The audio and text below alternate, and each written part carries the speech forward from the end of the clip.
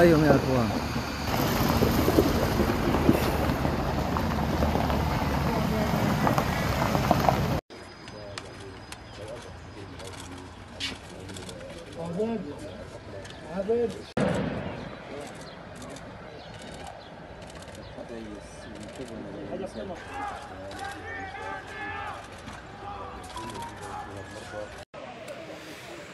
مشاهدينا الكرام، هذه هي طبيعة الصورة.